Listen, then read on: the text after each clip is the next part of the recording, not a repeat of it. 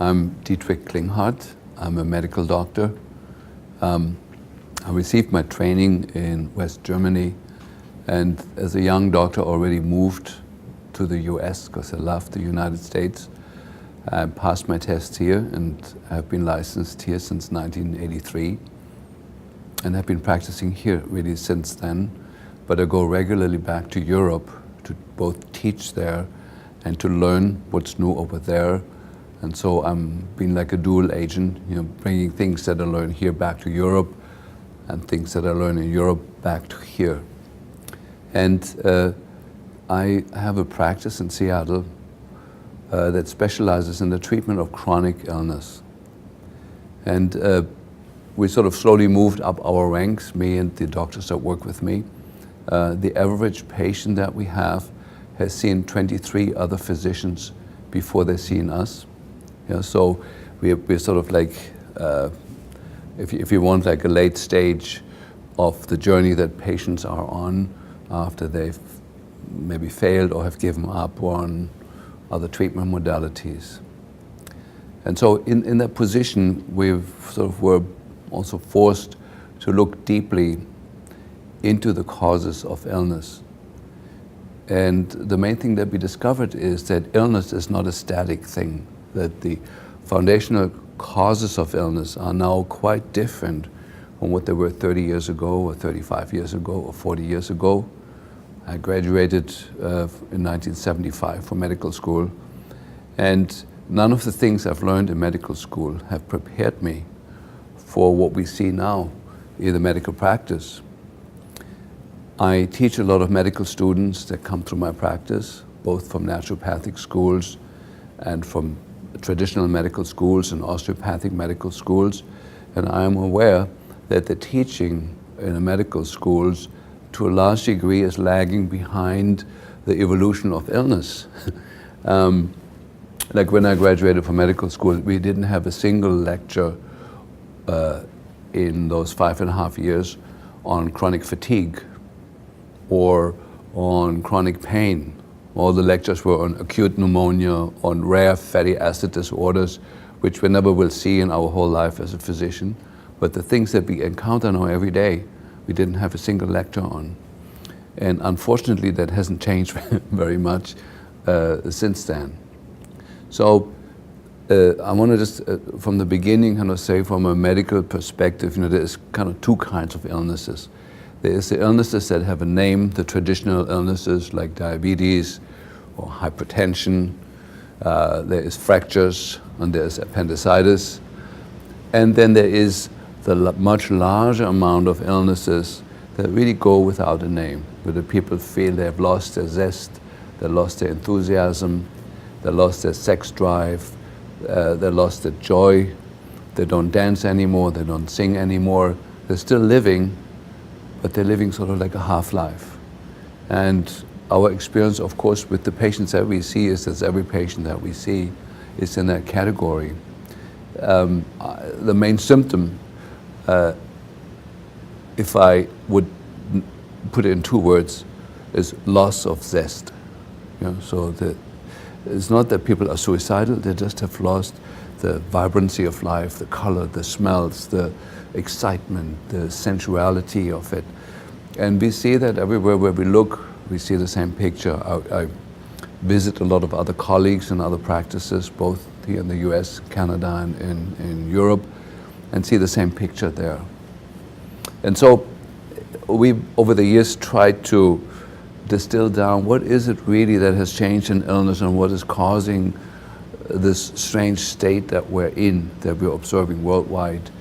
And we really were able to distill it down to just a few factors. The main one being people have increasing numbers of chronic infections.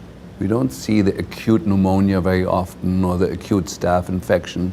Yeah, those exist. They usually end up in the hospital, and the hospitals are doing a good job with the acute stuff. But chronic infections are even denied by the medical community that they exist. Chronic Lyme disease, chronic mycoplasma infections, chronic Epstein-Barr infections.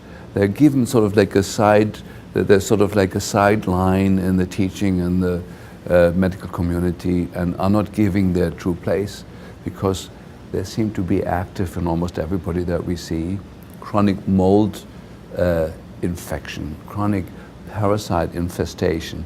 Those things have been extremely rare when I graduated from medical school, and now it's our everyday discovery in our patients that are chronically ill that they have these things. And so when we look deeper, what is it that has changed in the last 15, 20 years that these chronic infections have become so prevalent? And what we discovered is very simple. It's the exposure to electromagnetic fields. The only thing that parallels the exponential increase in in chronic neurological illness, with the low-grade depression, the insomnia, the muscle aches and pains, and the fatigue, and the strange neurological symptoms with tingling, numbness, vibration in the body. That increases exponentially. The number of children to be diagnosed autistic doubles every 5 years now. There's no more an issue, well, are we overdiagnosing it? No, it doubles every 5 years. The only thing that parallels that increase is the increased exposure to man-made electromagnetic fields, largely in the high-frequency range. There's some exceptions that have also increased, but largely it's the high-frequency range from cell phone radiation, from the Tetra network that the police and other systems are using. The smart meters are the worst invention that we followed in the last 2 years. There's absolutely devastating consequences that I will share with you. The only development that parallels the exponential increase that we observe in neurological disease is the exponential increase in exposure to man-made electromagnetic fields. So as a scientist, we don't have to look very far, but neurological disease, Parkinson's, MS, ALS, autism, learning disabilities in children, behavioral problem in children, that's all exploding exponentially. And the only thing that fits from an environmental perspective and from an epidemiological perspective is that this is the electromagnetic waves that are penetrating our body that are responsible for this. And fortunately enough, we have good science now. Over the past 80 years, more than 6,000 research studies have been published on the biological effects of electromagnetic radiation. The majority of these studies have shown biological damage being done. Of the many more recent advances in research, one notable study was published earlier this year by the University of Athens. The results over an 8-month period showed 143 proteins in the mammalian brain were altered after exposure to either a mobile phone or a DECT phone base, including proteins which have already been linked to Alzheimer's, glioblastoma, stress, and metabolism. Lead author Adamantia Fragipoulou states, "This study is anticipated to throw light in the understanding of health effects like headaches, dizziness, sleep disorders, memory disorders, brain tumors, all of them related to the function of the altered brain proteins." This permanently destroys and alters the manufacturing of these proteins, meaning it completely changes the human organism permanently. The DNA inside the cell is a booklet, an instruction booklet, how to make proteins. And we have about 120 to 200,000 different proteins that are in the cell or in the cell wall. The receptors, how the cell wall communicates with the outside environment is through proteins. And inside the cell, the manufacturing that each cell does of antibodies, of neuropeptides, of hormones, of cholesterol, of building blocks that the body needs to replace, used up body parts, that's all done by proteins. Even the physical structure of your body changes. We've seen a host of people that had normal body weight for 40 years or 50 years, and suddenly their weight exploded when the phone company put up the cell phone tower 200 yards from their house, not even that close, 300 yards from their house. We've seen cancer rates shoot up the moment the network of cell phone towers was established in the house. We had a co-worker with us who had a son who was very, very sensitive to electromagnetic fields, and she lived here in Seattle, and he couldn't go to school because the schools at the time already had wireless installed in the schools, and he couldn't tolerate it. So she moved to Portland and then couldn't tolerate it there at all. Then moved over to Ashland, which claims itself to be one of the greenest cities in the world. And then when she Googled the cell phone towers next to the home that she had rented, she found that within 200 yards, she had over 90 cell phone installations that were broadcasting into her home, and her son was virtually going nuts. And then she moved out in the country, decided on homeschooling, and the boy's been doing well ever since. So after observing like some very very clear-cut clinical situations where people were affected by the nearby cell phone tower, we became very meticulous in asking people about their homes and looking at the literature. I got certified in building biology, which is the sort of science in Germany that governs these issues, where we learn how to use different instruments to measure these phenomena in the house. And the first thing that we noticed is that the most important time in the day when we are vulnerable to the influence of incoming cell phone radiation is the nighttime, when the parasympathetic nervous system is active and the sympathetics are withdrawing. That's when the damage is done, most of the damage is done. And so we moved very quickly in telling all our patients a set of instructions. So our patients have to turn off all the fuses at night. That decreases a phenomenon called body voltage, and I think I don't have to go into this, probably explained in another part of the video. We have people have to get rid of their cordless phones, because the cordless phones broadcast a signal 24 hours a day into the rooms wherever the person can walk and have reception.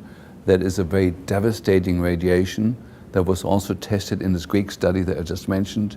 It destroys the same number of proteins that the incoming cell phone radiation does from the outside, the cordless phone at home. So since 6 or 7 years, my patients are not allowed to have a cordless phone in the house. They have to go to Radio Shack, spend $25 for a corded phone, and that solves it. Then the last step that we do, that every patient gets to measure with the instrument from Gigahertz Solutions that we use, measure the density of microwave radiation in the bed location. That's measured in microwatts per square meter. And if that number, for me, if the number is over 5, it's an unacceptable sleeping location. First of all, we look in the house. If you find a location, there's eddies, we call that. There's turbulences created in the house where often you find a location where the reading is low. If you don't, the person need to use protection in the house. And there's 2 ways of doing that. One is a wall paint that contains graphite fiber, carbon fiber, and conductive particles that creates a Faraday cage in the bedroom. It's a pitch black paint that's put over other paint, and over that you can paint normal paint, and then that paint itself has to be grounded with a wire into the earth. And the windows are covered with curtains that use a silver-coated cloth that reflects the incoming cell phone radiation to the outside.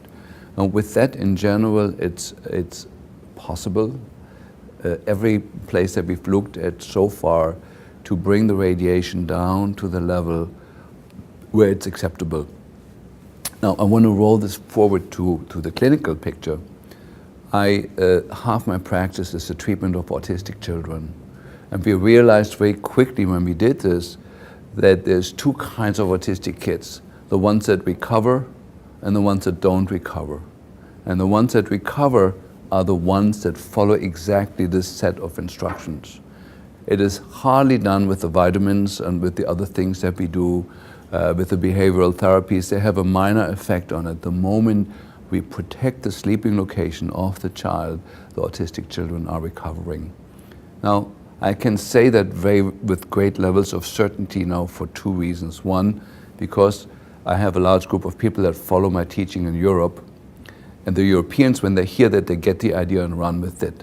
In America, unfortunately, especially the husbands have become a huge obstacle to this.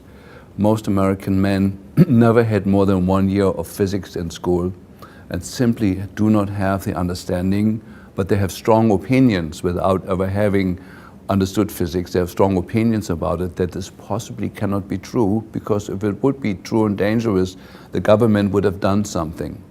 Well, you make your own opinion after watching this film. So what we did then is a study where we took 10 autistic children and went back to the sleeping location where the mother was when she was pregnant with that child, and compared it with the sleeping location of a mother that gave birth to healthy children. We had 10 mothers in that group, 10 mothers in this group, and in the group of the autistic children, we found that the measurements that we got for the microwave exposure in the sleeping location of where the mother was when she was pregnant with her child was elevated compared to the group of children that were normal. The same measurement we got by measuring body voltage. This is the exposure just to the ambient field, electric field in the home created by the electric wires in the wall. Found the same number, that the exposure, that the electric charge that is built up in the body was by the factor of 10 times more in the sleeping location where the mother was sleeping when she was pregnant with her child. And with that, the exposure to man-made electromagnetic fields has become the first factor that could be isolated ever in autism that could predict autism. I can go to the home of a pregnant mother now, take those measurements, and give her a reasonable assessment what her chances are to give birth to a child that will later be diagnosed as autistic. Now, as you can imagine, I was not able to publish the study. Nobody was interested. It was 10 children was too small a group to say something, even though the differences are so dramatic that even the 10 children led to a huge statistical difference. But I wasn't able to publish it because of the special interests that are now have found their way into the medical journals and the peer-reviewed journals. I think it's important to say that now the communications industry has become the largest lobbying industry in politics, larger than big pharma.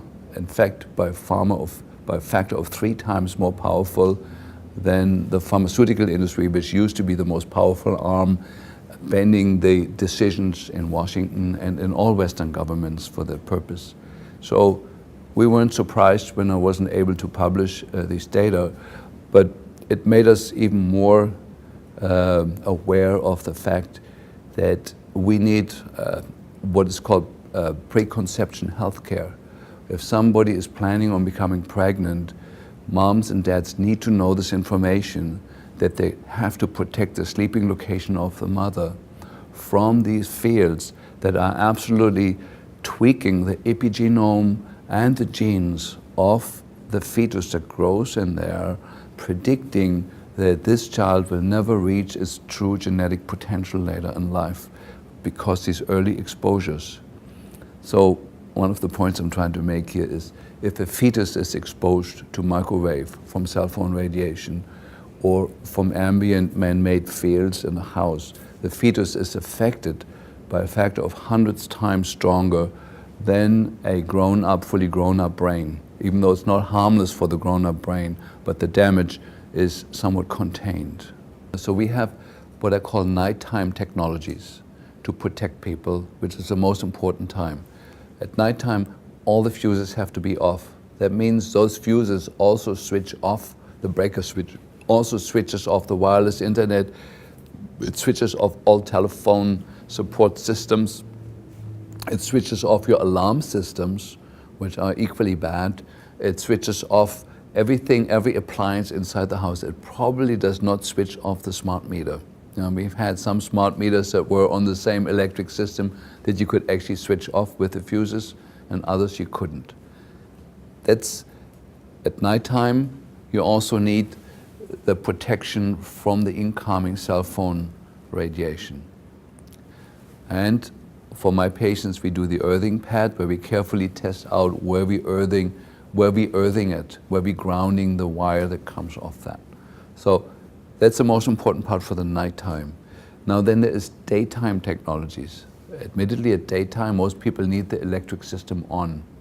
So the first thing that we do, we use the Stetzer filters, which have been shown to be effective biologically, that there is less biological stress in the people that are in a room that has the Stetzer filters in the outlets. You know, Stetzer filters reduce the dirty electricity. I know Graham Stetzer has gotten a lot of opposition from that, but Mark de Havers, professor in Canada, has shown very clearly that the Stetzer filter reduce the biological damage that the fields are doing to us.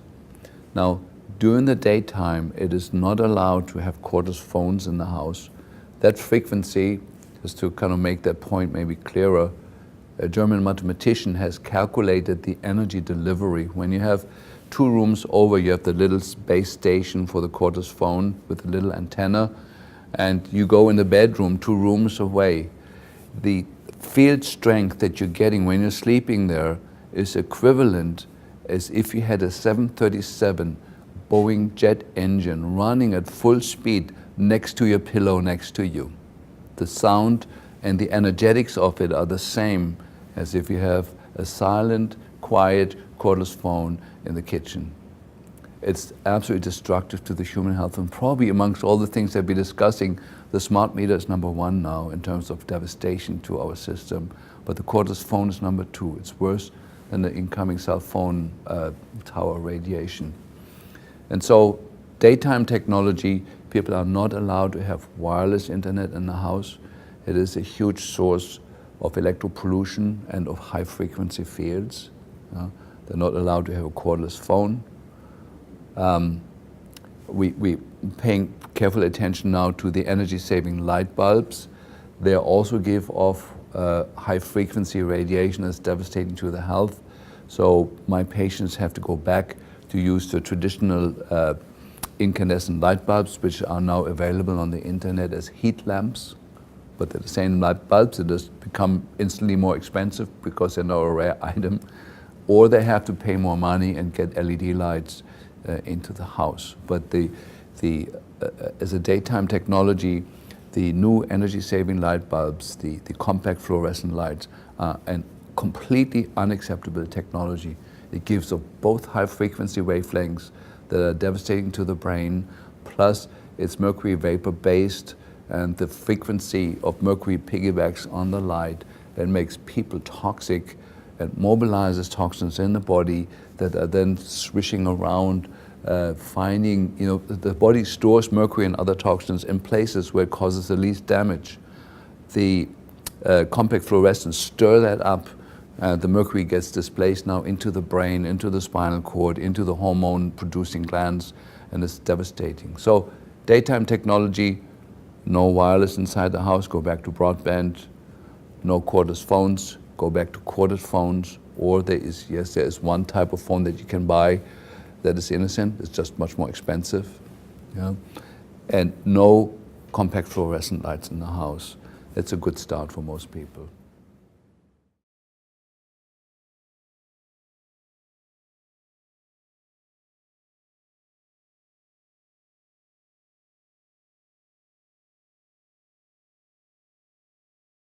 And then the smart meters came along. Now, let me talk about the smart meter. The smart meters are sold to us with the idea that the electric companies can feed back to us what rooms in our house and what instruments in our house are using excessive energy, and that the company will make some suggestions how to moderate our electric consumption so that our home is more green. It doesn't contribute to the use of electricity so much. That's what is being sold to us. But in fact, what we're getting when we have a smart meter on the house is a report that shows, yes, 3 days ago you used that much electricity, period.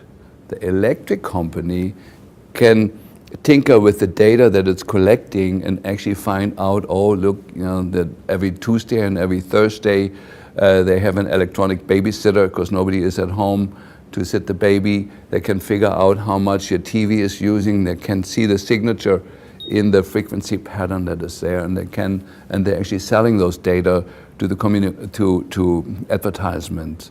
So it's a business. It's a business that does not serve currently the way it's practiced at all the reduction of energy usage. Now, the smart meter sends an impulse, microwave impulse at 900 megahertz, between 17,000 and 190,000 times a day through your home, through the entire home.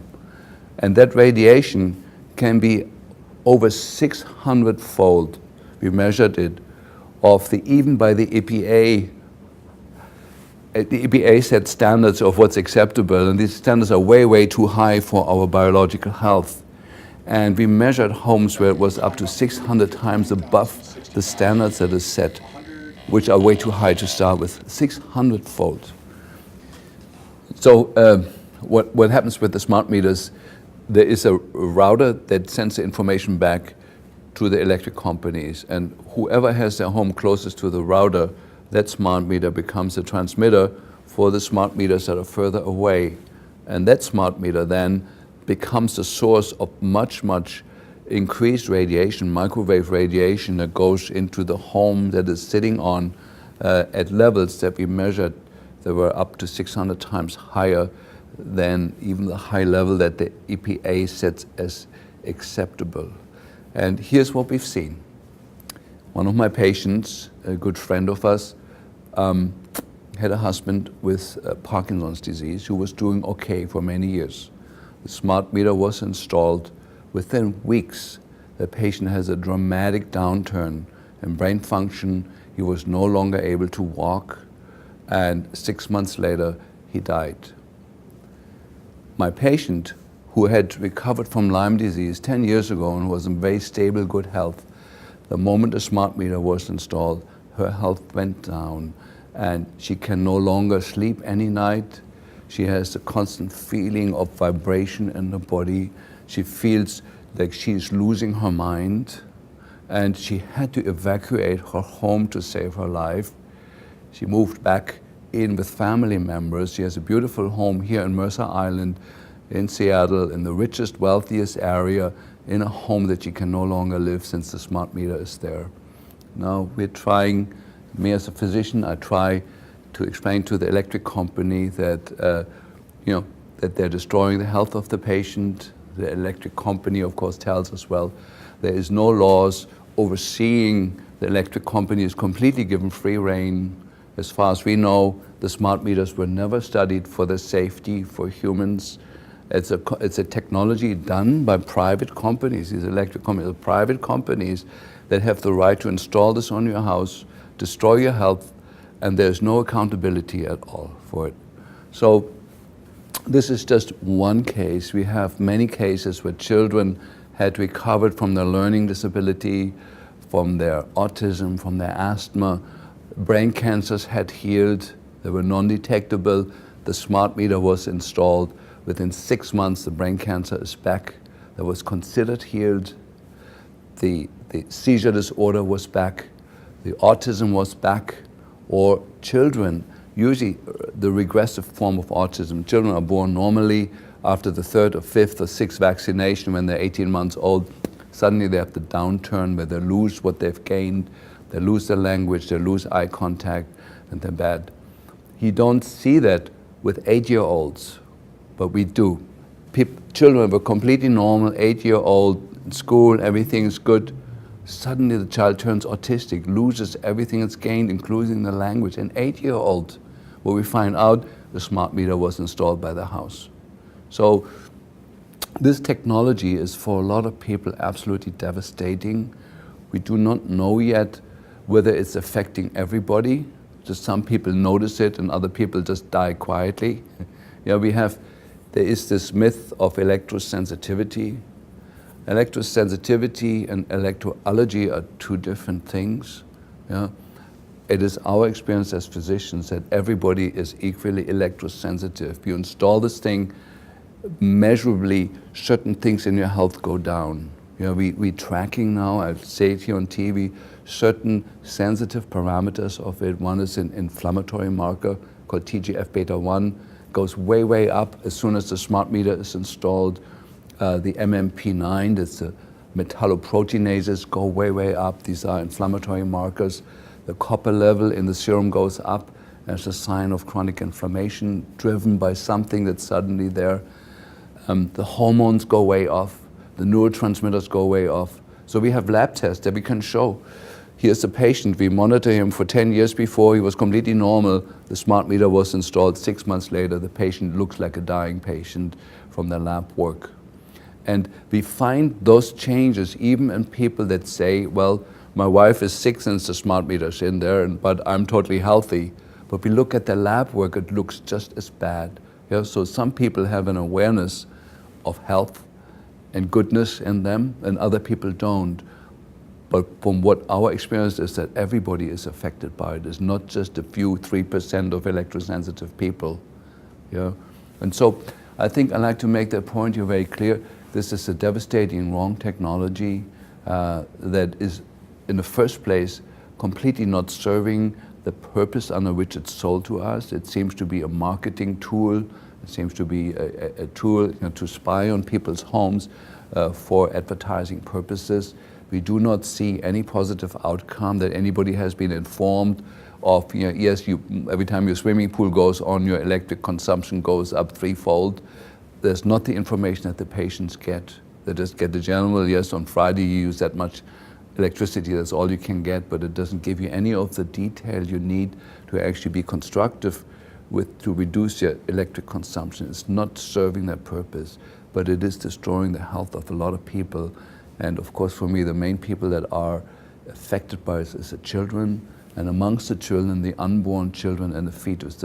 The womb concentrates electromagnetic radiation multiple fold above what is measured on the outside of the woman's body. It concentrates the information, the concentration of microwave per square meter of the measurement that we do is concentrated on the inside of the womb. The studies are out on this, and it's devastating what's coming up towards us. So what's the solution? I give you a few things that people have tried. So one is the legal letter that is passed around on the internet that we've tried with the electric companies. There was one positive response where it was deinstalled, several failures. We tried to shield the smart meter towards the house, that we put lead lining against the house wall, between the wall of the house and the smart meter, to deflect it from the house. Usually the consequences that within a few weeks the electric company says, listen, we're not getting proper readings on your house, we need you to come and look up what's wrong.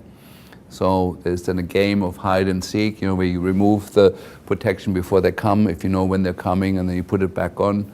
My friends in Germany have found a $20 solution to it, since the smart meter is usually installed outside the home. My German friends have used what I call the German method. They bought a big axe and smashed the thing. Because it's on the outside of the house, nobody can prove that it was somebody who lives in the house, and people say, we're terribly sorry, but somebody's doing this, and then as soon as it's reinstalled, they do it again. And the golden rule over there is with the electric companies, if it's done 3 times, they go back to the old system, to not lose the information or the money. And so I don't know currently technically if there's a better solution out. We are trying as physicians to inform the electric companies, assuming that they themselves don't know this information, that since the smart meter is installed, our patients have high blood pressure peaks. Erratic high blood pressure is the most common symptom that we see, and irregularity of the heart rate, of the pulse. Those are the first warning signs before the nervous system goes completely off. And so we're writing letters to the electric company and try the peaceful warrior way first, which has worked in some cases and not in others. And so then there's these other stages that we have tried. And I like to say, maybe as a conclusion to what I'm saying, I would say about 80% of health problems that we see now are caused or contributed to by the exposure to man-made electromagnetic fields that have never been studied for their safety. In fact, all the studies that were done, that were correctly done, show they're not safe. There is frequency bands in the electromagnetic spectrum that could be used in intelligent ways without harming us. There was a beautiful technology out called fiber optics, which was absolutely beautiful and clean and would have done everything that we need the communications industry to achieve in Western country. It was a beautiful, perfect technology that is now sort of being made redundant with a technology that's devastating to the human health, which I don't understand. You know, we had something good and we replace it with something far worse. We see the same phenomenon worldwide in the Western world, but also now in the Eastern world, you know, where cell phone towers are erected every day. We see the same health problems originating in people. We know cancer rates are going up. There was a famous study in Germany, was the NILA study that shows, you know, cancer rates in a community where there's no cell phone tower, when there was compared, when you bring the cell phone industry in, for 5 years there's no increased cancer rates, and after 5 years it goes up, and after 10 years it's about fourfold, and that has now been confirmed by various other studies. It's just, you know, and of course, this was a study done by friends of mine in a town in Germany called Nila, you know, where the judge ordered that the cell phone industry had to pay for the study. And so it showed the increased cancer rates starting after 5 years, shooting sharply up. And then, of course, the German government asked the cell phone industry what you want to do about that. And the cell phone industry in Europe said, well, we need to do more studies. And guess how long they did their studies for? For 4 years. They did 10 studies, paid for by the German government for 4 years, and showed no increase in cancer rates in 4 years. Well, we knew that before they did that there was no increase in cancer rates for 4 years. But we don't live just for 4 years. You know, some of us live even up to 40 or 50, maybe even 80. And so it's a sad story of our time. You know, my parents had the Second World War and Adolf Hitler to deal with. You know, we have this issue as the big issue of our time. You know, the toxicity issue that was from the 50s to the 90s, and many of us fought the battles on that. I was involved in the amalgam war. You know, it was called the Third Amalgam War, you know, trying to get mercury fillings out of the teeth of people. We were largely successful on those fronts, but sneaking up on us was the communications industry, using wavelengths and using methods that are unnecessary, unhealthy, dangerous, and are simply driven by greed. They're not driven by any intelligence. You know? And we can have, everybody can have their computer and they can have their cell phone, and there is safe ways of doing that, but it's not what we're doing currently. Yeah, so here's something people could do prophylactically. Those of you where the smart meter has not been installed. So typically the way that happens is while you're out at work, the electric company comes and puts a smart meter on the outside of your house.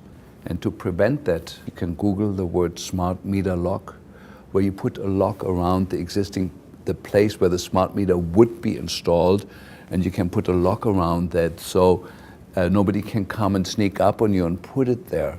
And at the same time, you send a registered letter to the utility company, say that you're requesting not to have that installed because there's somebody in the house who is highly electrosensitive, who has been shown to have severe, devastating health effects by being exposed to the 900 megahertz wavelength range. And that has been successful. The individual differences of people being highly electrosensitive towards, on the other end of the spectrum, people that are less sensitive, is explained by the antenna function of the human body. It's the composition of minerals, the density of minerals, electrolytes, the water content of the system, even the body size. You know, it's been shown that people have bigger bodies tend to be more electrosensitive. You know, the smaller people are, the less likely they are going on reception to these phenomena. So larger people, funny enough, are more affected than smaller people. So most of the most severe allergic and electrosensitive people that I've seen were large people. And so the primary strategy for us has been for the last 20 years to move people out of that, to detox them for heavy metals, to reduce the amount of mercury, lead, nickel, cadmium that's in the bone marrow and in the fascial membranes and in the connective tissue, to remove as much of that as possible. And that has been very, very successful as a strategy. And then there's a part number two, the shielding of the electric wiring in the body is the myelin sheath around the nerves.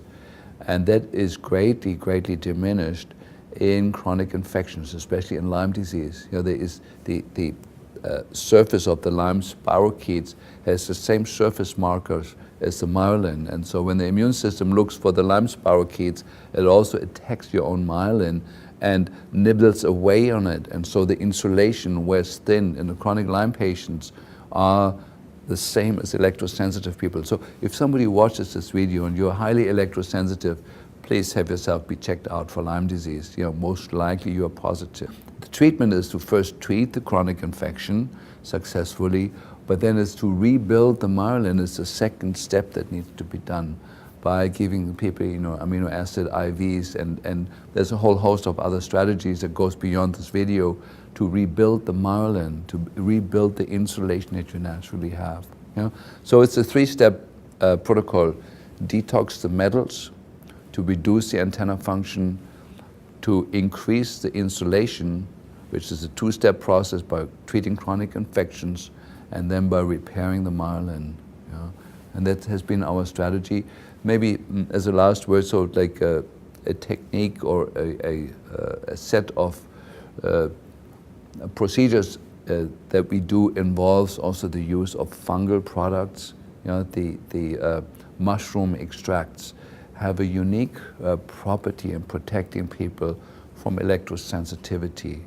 And why that is, we don't know exactly, but we do know that mushrooms thrive in electrically polluted environments, and that was the key for me to figure out, well, how about if we use extracts of those same mushrooms and give them to people?